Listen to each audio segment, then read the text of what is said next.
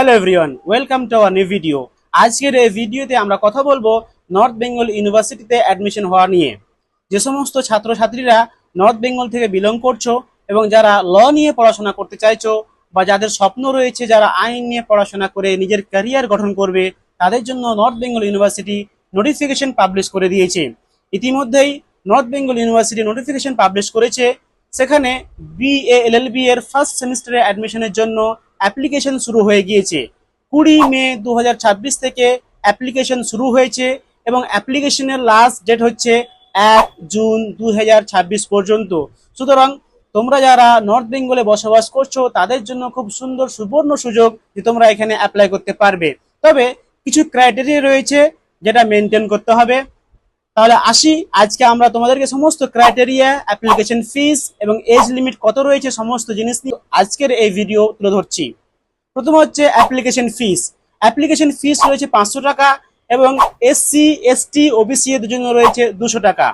Age limit রয়েছে 20 years এবং ST SC OBC এর জন্য রয়েছে 22 ইয়ার্স। আর যদি PWD স্টুডেন্ট হয়ে থাকে তাহলে তার জন্য 25 ইয়ার্স। ক্রাইটেরিয়া কি কি রয়েছে? ক্রাইটেরিয়া হচ্ছে যে কোনো বোর্ড থেকে উচ্চ মাধ্যমিক পাস হতে হবে, উচ্চ মাধ্যমিকে 45% নাম্বার নিয়ে আসতে হবে। তবে ST SC যদি 40% মার্কস নিয়ে আসে তাহলেই কিন্তু তারা অ্যাপ্লাই করতে পারবে।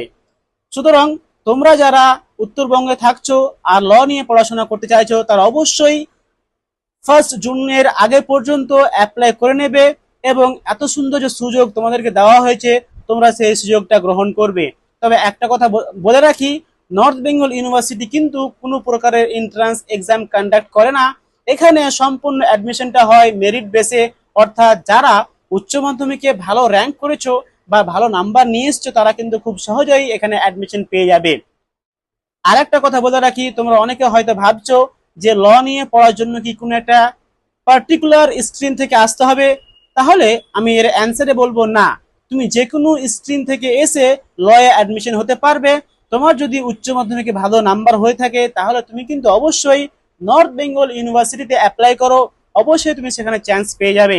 আজকের ভিডিওটি যদি ইনফরমেটিভ মনে হয়ে থাকে তাহলে অবশ্যই শেয়ার করবে এবং আমাদেরকে ফলো করবে।